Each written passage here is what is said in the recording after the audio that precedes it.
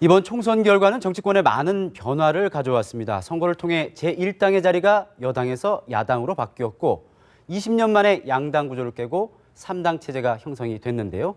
포스총선 각 당의 움직임을 세 분과 살펴보겠습니다. 박태우 고려대 연구교수, 민영삼 사회통합전략연구원장, 최영일 시사평론가 이렇게 나오셨습니다. 어서 오십시오. 안녕하세요. 자, 새누리당은 총선의 참패로 이제 비대위 체제로 가는 것 같습니다. 네. 비대위 체제 좀 잘 순항을 좀 할 수 있을까요? 어떻게 보세요? 지금 다들 반성하고 있잖아요. 예. 순항을 안 하면 뭐 이게 정당으로서 기능이 없는 거나 마찬가지죠. 총선에 참패를 하고 민의가 수렴됐으면 이제는 반성하고 네. 당의 혁신과 개혁을 위해서 모두가 힘을 합해야 되는데 여기서 뭐 다른 이야기하고 뭐가 어쩌냐 그런 사람들은 자격이 안 되는 사람들입니다. 예. 모두에게 책임이 있는 거예요. 책임의 경감은 있을 수 있어도 새누리당 당원이라면 누구나 다 책임이 있는 겁니다. 지위 고하를 막론하고 그러면은 반성하고 개혁과 혁신을 위해서 안을 모으고 국민들한테 사죄하는 몸으로 새로운 모습을 보이는 그런 전당대회가 돼야 된다. 그러나 이제 최근에 몇 가지 사례를 보면 아직도 이제 친박과 비박 간에 보이지 않는 개파 간의 알력이 있다 이런 보도가 있는데 역시 현실 정치의 그런 한계가 보이지만 최소한 목소리를 좀 다운시키고 그런 것들은 좀 밖에 안 나오게 조용조용히 해결했으면 좋겠습니다. 예. 그것이 국민의 바람입니다. 네. 비대위원장을 맡게 된 원유철 원내대표에 대해서 네. 이분도 이제 같이 좀 책임을 질 사람이 아니냐라는 어떤 비판적인 시각이 좀 있는 것 같은데요. 그러니까 네. 표면적으로 보면요. 네. 아까 박 교수님 말씀처럼 반성을 하는 것이 지금 단계에서 네. 해야 될 첫 번째 발걸음인데 예. 그 다음으로 이제 민심을 읽어서 왜 졌는가 참패라고 우리가 부르지 않습니까? 그럼 이제 앞으로는 이기기 위한 준비를 수습해야 되겠죠. 당을 정비해야 되는데 문제는 이 보이지 않느니라고 아까 교수님 말씀하셨지만 지금 다 보입니다. 국민 눈에. 친박 비박 간의 이 집안 싸움이. 문제는 이제 원유철 원내대표가 지금 비상대책위원장 이 대목에 대해서 국민들이 뭐라 하기 전에 지금 당내에서 먼저 볼멘 소리들이 나고 있다는 거죠. 예. 그 대표적으로 이번에 이제 전에 최고위원까지 지냈습니다만 이번에 서초에서 입성에 들어간 이해운 이제 의원이 되겠죠. 예비의원이죠. 지금 문제가 있다고 제기하고 있잖아요. 근데 그것이 이제 특정한 몇몇의 목소리가 아니라 예. 대부분 볼멘 소리를 내고 있는 세력이 있다는 겁니다. 당내에. 그렇다면 이 부분이 아까 말씀하신 대로 조용히 이럴 수밖에 없지 않느냐. 인물이 없다. 그렇다면 조기 전당대회까지 우선 원유철 이 위원장 체제로 우리가 한두 달 정도를 빨리 준비해서 끝내버리자.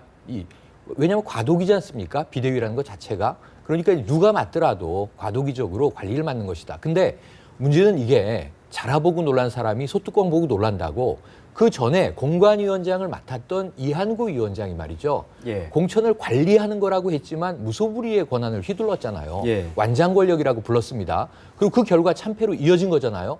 그러니까 혹시라도 또 그렇게 되는 게 아닐까. 또 친박계에 좀 손을 들어서 차기 이 당권 체제에 대해서 친박계가 주도권을 잡으려고 하는 거 아닌가 하는 이제 의심이 남아 있는 거죠. 그래서 이 부분은 정말 아까 박 교수님 말씀처럼 모두 다 겸허하게 반성하고 새누리당 이 총선 과정에서 뒤에 말이죠. 늘 붙어 있던 게 보수는 개혁입니다. 이걸 했으면은 총선에서 지지 않았을 거예요. 예. 그런데 맞아 들어간 말이 한 방에 훅 간다. 이게 지금 맞아 들어간 거 아닙니까? 그럼 지금 겸손하게 친박, 네. 비박, 개파 갈등 다 내려놓고 이 원유철 위원장도 거기에 대해서는 신임을 다시 한번 물어야 되지 않는가 이렇게 생각이 됩니다. 그렇죠. 그러니까 결국에 비대위원장을 너무 성급하게 네. 선임해서 예. 다시 비대위원장을 선임하면 또 혼란이 올 겁니다. 근데 정말 아쉬움은 남아요. 아니 정말 미스터 쓴소리 조순영 전 의원이나 이런 언론분들은 안 보였습니까? 새누리당에. 그래서 이한구 공관위원장에도 우리가 누차 국민들이 요구를 했지 않습니까? 새누리당의 공관위원장이 되지 아니 친박의 공관위원장이 되지 말고 네. 새누리당의 공관위원장이 되라고 그랬는데 안 그랬지 않습니까? 네. 이제 선임된 할 수 없는 이 원유철 비대위원장도 이제는 친박의 비대위원장이 아니라 새누리당과 새누리당을 지지하는 분들의 비대위원장이 돼야 된다. 네. 근데 그럴 조짐이 좀 잘 안 보여요. 벌써 책임론을 가지고 지도부의 책임론이라고 그러면서 은근슬쩍 김무성 책임론까지 끌고 들어간단 말입니다. 네. 이런 자세는 앞으로 4월 22일 뭐 다음 주까지 비대위를 꾸린다고 하니까 지켜보는 수밖에 없지만은 비대위가 비대위원들하고 완성되고 난 뒤에도 그런 기미로 가면은 다시 한번 더 엄중한 국민의 심판이 있을 겁니다. 근데 그 부분은 굉장히 중요한데 책임론에 있어서 친박의 책임론도 있지만 김무성 대표도 당대표로 책임론에서 자유롭지 못합니다. 저는 당대표가 공천을 최종적으로 날인을 하고 그래서 도장을 가지고 마지막에 파동에 온 거 아닙니까? 김무성 대표가 어떻게 책임으로부터 자유롭습니까? 그런 걸 따지면은 지금 원유철 원내대표가 비대위원장을 할 수밖에 없었던 것도 지금 5월 초에 원내대표 선거를 하려고 하다 보니 시간도 없어요. 지금 빨리 그래서 최대한으로 그걸 합의를 해가지고 김무성 대표의 의견을 반영해서 한 게 그 아닙니다. 그러니까 새누리당 내부에는 밖에서 보는 거하고 또 다른 고민이 있는 거예요. 빨리 원내대표를 선출하기 위해서 빨리빨리 하려고 하다 보니까 잡음을 줄이고 또 그런 나쁜 안 좋은 면을 좀 줄이려고 하다 보니 그렇게 된 거니까 우리가 밖에서 보는 거하고 좀 다른 면이 있다. 이런 면은 좀 이해를 해야 될 것 같습니다. 이제 결국에는 전당대회 국면으로 가게 되겠는데요. 아무래도 좀 이길 수밖에 없는 선거에서 그동안은 이제 사실 과거 선거를 보자면은 야당이 좀 유리한 국면에서 그런 얘기가 나왔었는데 이번엔 역으로 이 여당이 좀 야권 분열 속에서 이길 수밖에 없는 선거를 졌기 때문에 아무래도 더 책임론이 더 계속적으로 물론 지도부가 지금 사퇴를 해서 비대위가 구성이 그렇죠. 되지만은 그런 게 계속 나오지 않는가 싶은데 그래서 이 전당대회에서도 결국에는 이 개파 간 또 힘겨루기가 사실상 불가피하게 되는데 이 전당대회도 이 관리를 좀 잘 해야 되지 않겠습니까? 새누리당이 좀 변곡점이랄까요? 정책인 어떤 변곡점을 좀 가지려면요 어떻게 보세요? 그렇습니다. 전당대회를 어떻게 치르느냐가 네. 이제 이번 총선 결과를 겸해 수렴하는 당의 자세가 돼 있느냐 돼 있지 않느냐를 아마 판가름 나게 될 겁니다.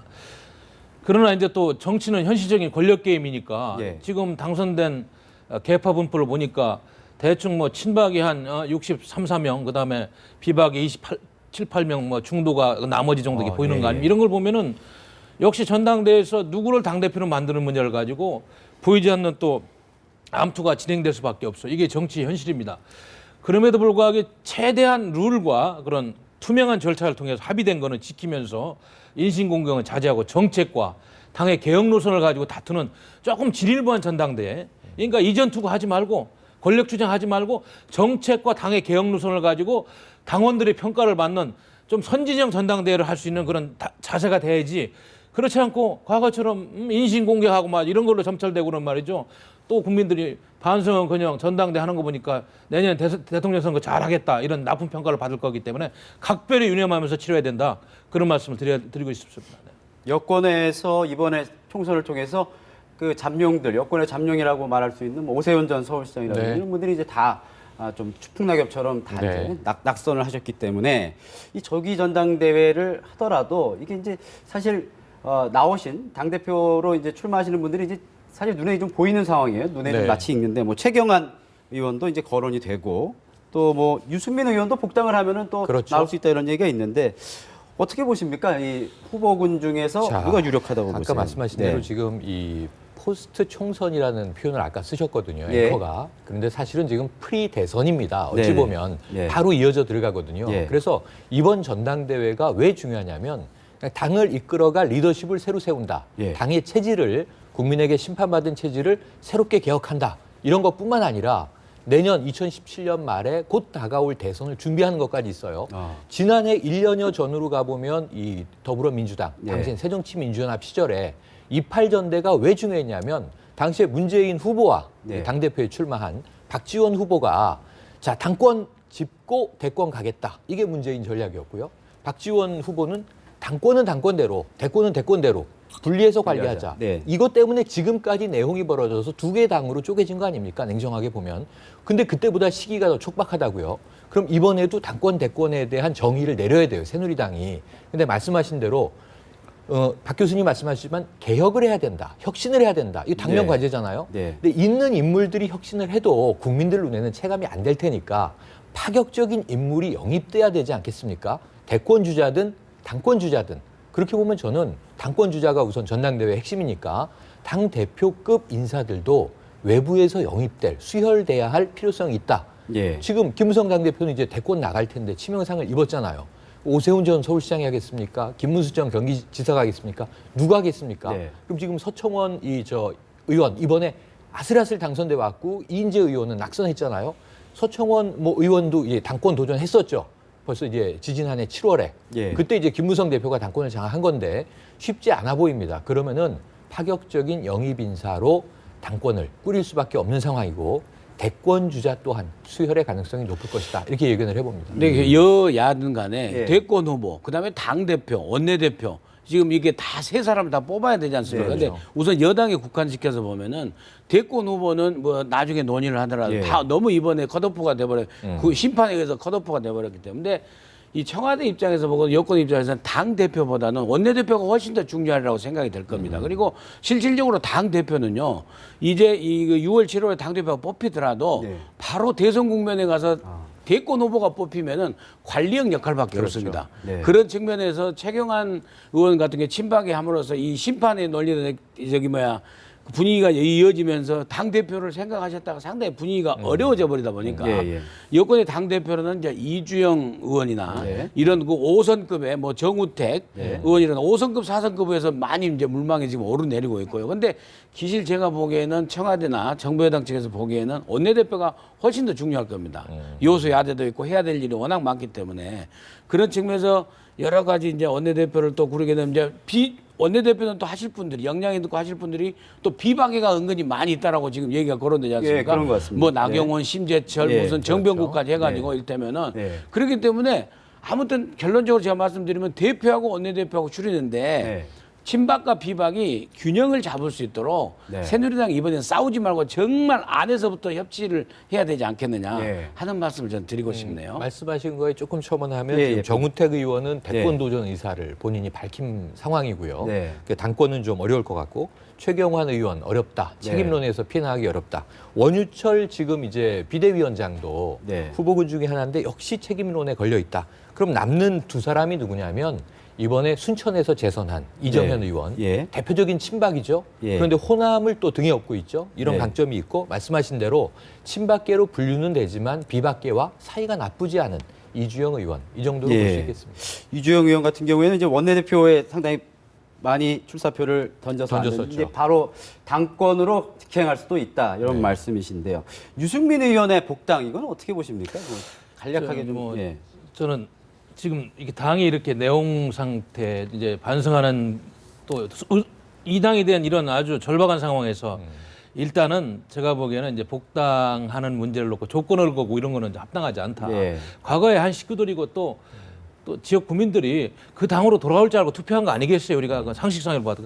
그러나 이제 유승민 의원 같은 경우 그건 한 가지는 좀 우리가 짚어봐야 될 게 이한구 공관위원장이 어제도 인터뷰에서 내가 글을 읽었는데 뭐라고 그랬어요? 국가 운영에 대한 이념과 규준이 상반된 사람은 다른 정당에 있어야 한다는 생각에는 변함이 없다 이런 이야기를 했어요. 그래서 저는 그 부분을 놓고 물론 뭐 여러 가지 해석이 있을 수 있습니다만은 드러놓으시되 하여튼 파동이 난 게 옛날에 원내대표 연설 아니에요. 원내대표 연설 그때 2015년도. 그랬죠. 근데 그거를 저도 많이 읽어봤습니다만은 사실 거기 모르겠어요. 상식을 가지고 이렇게 읽어보고 좀 정책에 마인드 있는 사람 같으면은 거기 뭐 여러 가지 뭐 좋은 이야기도 있고 중부담, 중북주나 이런 건 다 합리적이고 한데 사실 그동안에 새누리당이 재벌과 대기업들만을 위해서 일하고 노동자와 서민을 소외된 것처럼 이렇게 표현한 부분은 마치 새누리당이 무슨 구구종장처럼 이렇게 이야기되고 그거는 어떻게 보면 저 새정치민주협이나 더불어민주당을 옹호하는 듯한 그런 원내대표로도 부적절한 발언 이런 부분은 잘못했다고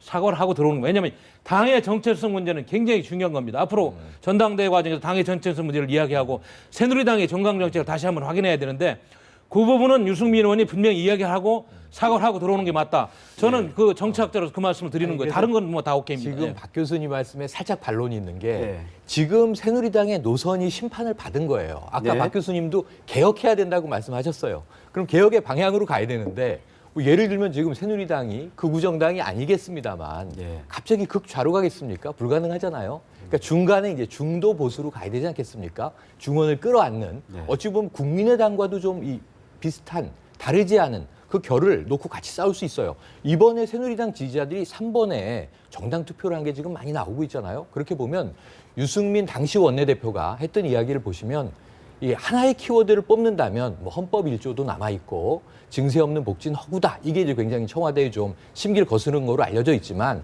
하나의 핵심은 따뜻한 보수예요. 예. 이게 지금 민심에는 잘 맞아요. 네. 그러니까 중도 보수를 지지하면서 너무 이 급진적인 개혁은 좀 걱정하고 있는 다수 국민들이 새누리당이 좀 따뜻해졌으면 좋겠다. 근데 유승민 의원이 이미 그 얘기 했단 말이죠. 예. 또 우리가 지난해 잊고 있는 게 뭐냐 하면 올해 지금 사드 도입 막 지금 빠르게 가고 있지 않습니까? 네. 지난해 정부는 쓰리노 해서 사드 도입 거론한 적도 없고 협의한 적도 없고 결정한 바도 없다 그랬지만 그때 사드 도입한다 그랬잖아요.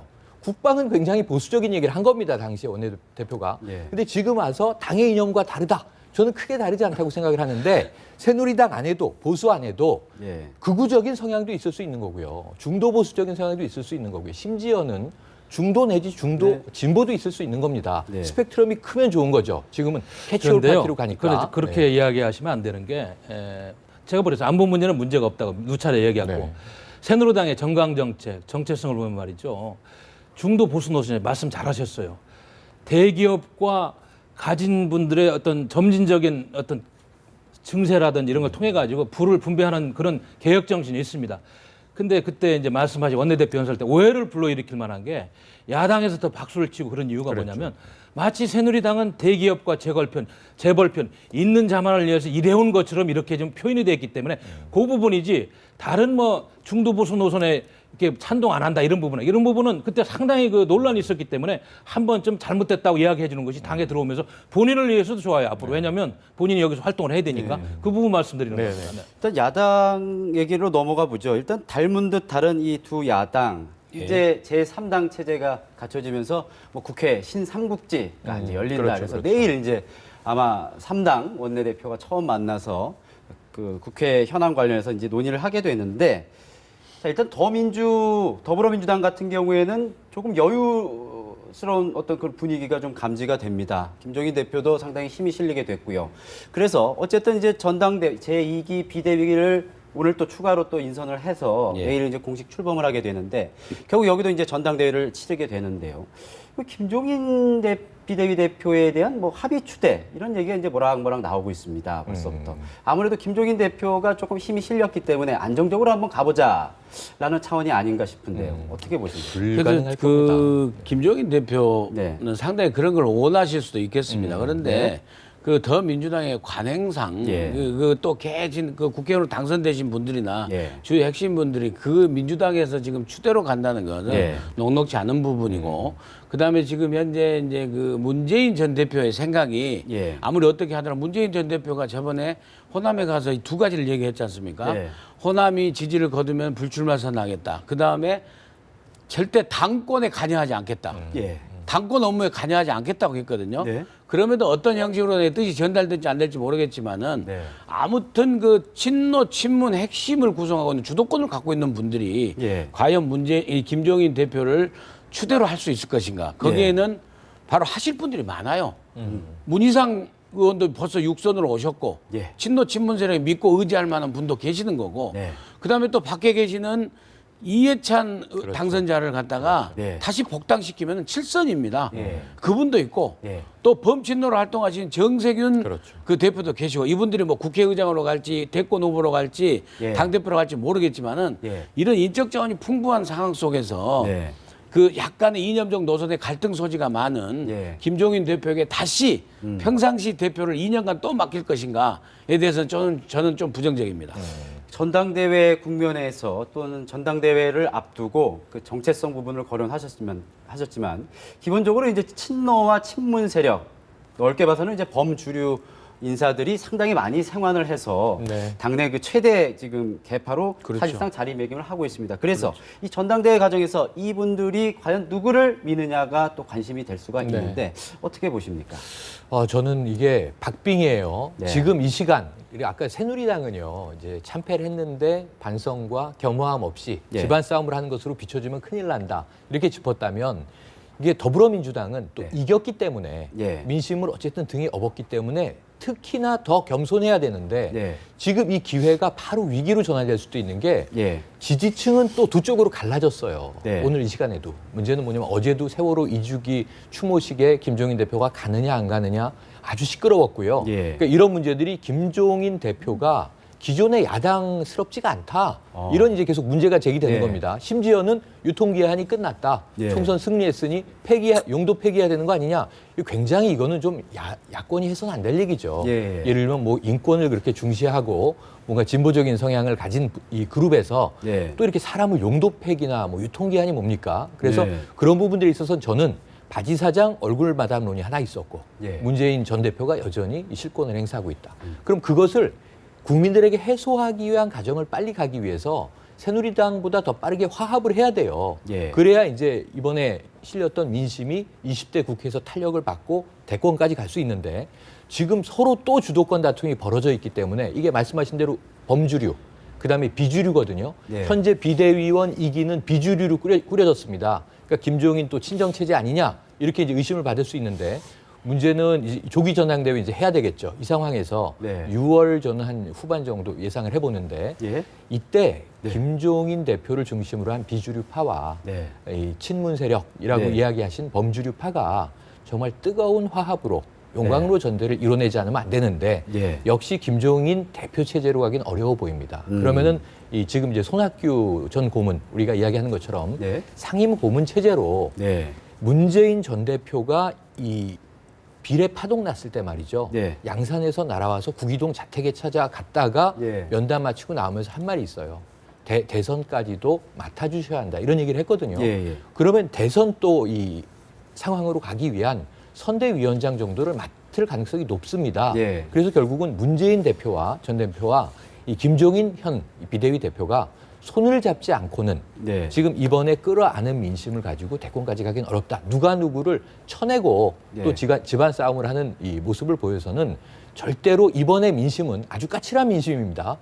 즉시 철회될 수도 있는 민심입니다. 그리고 지금 국민의당이 살아있잖아요. 네. 특히나 더더욱 조심해야겠죠. 그동안 사실 문재인 전 대표 측과 네네. 또 김종인 대표의 이 전략적인 제휴 관계냐, 뭐 약간 좀 그 안개가 좀 껴있는 거 아니냐. 중간에 이제 그 불화설도 좀 나왔었고 했는데 결국 이 문제하고도 좀 연관해서 좀 짚어볼 필요가 있겠습니다. 그렇습니다. 지금 두 분께서 좋은 말씀 해주셨는데 지금 김종인 비대위원장께서 비대위원을 꾸린 거 보니까 전부 비문, 근데 비노도 그렇습니다. 아니고 비문으로 했어요. 이거는 보이지 않는 김종인 대표의 복심이 이번에 또 드러난 거예요. 결국은 지금 최대 계파인 친문색이라고 하겠죠. 50몇 명이 된다고 그럽니다만은 보이지 않는 갈등 요인이 있는 거고 그러다 보니까 비대위원회를 아무래도 비문 세력으로 꾸리면서 지금 차기 전당대회를 준비하고 있는데 지금 그 당도 보면은 야권도 상당히 지금 구조가 취약합니다. 언제든지 지금 폭발할 수 있는 갈등 요인들이 한두 가지가 아니에요. 왜냐하면 문재인 대표는 얼마 전에 호남에 가서 호남의 지지를 못 받는다면 자기는 대통령 출마하지 않겠다고 이런 이야기까지 했는데 지금 며칠 전에 약속한 거 지금 안 지키고 있잖아요. 또 엄연한 거 세서 거뒀으면 지지 얻은 거 아니잖아요.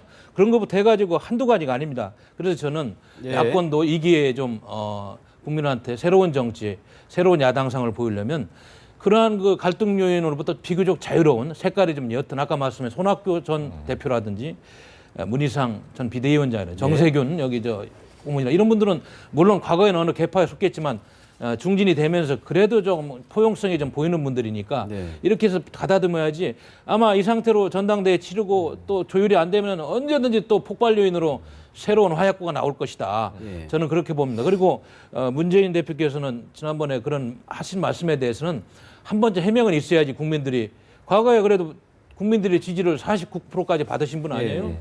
한 번쯤 해명은 있어야지 책임 있는 정치인이다. 저는 그렇게 생각합니다. 마지막으로 간단하게 일단 그 국민의당과 더민주와의 앞으로의 관계 이게 좀 두 야당이 손을 맞잡고 좀 잘 갈 수 있겠느냐. 일단 원구성 협상에서부터 조금 이제 여러 가지 이제 협조가 정치적으로 여러 가지 그 뭐랄까요 그 서로 이제 그 충돌하는 부분을 좀 이렇게 잘 이렇게 아울러서 가야 될 텐데 예. 두 당의 어떤 관계 어떻게 보십니까? 전망해 주신다면. 제가 보기에는 전운이 감도입니다. 네. 예, 예. 김종인 대표께서 자꾸 국민의당에 대해서 네. 또 바로 어제 그제도 그러지 반으로 쪼개질 것이다라고 네. 얘기하면서 네. 그 굉장히 그 심한 말씀들을 하시는데 네. 그런 부분도 자제돼야 되고 또 그런 것 때문에 이 안철수 대표도 바로 얘기를 했지 않습니까? 느닷없이 대선 결선 투표제를 얘기했지 않습니까? 네. 그게 절대 연대 안 하겠다는 그런 의미거든요. 네. 저는 그렇게 봅니다. 제도적으로 그렇게 접근을 해버린 거죠. 그런 측면에서 바로 이 부분, 그러니까 서로 상대를 인정해줘야, 특히 더민주당에서 국민의당을 상대를 인정해줘야, 네. 파트너로 인정을 해줘야 이 여소야대의 효과를 톡톡히 누릴 수 있다. 저는 그렇게 봅니다. 알겠습니다. 대담은 여기까지 마치도록 하겠습니다. 고맙습니다. 고맙습니다.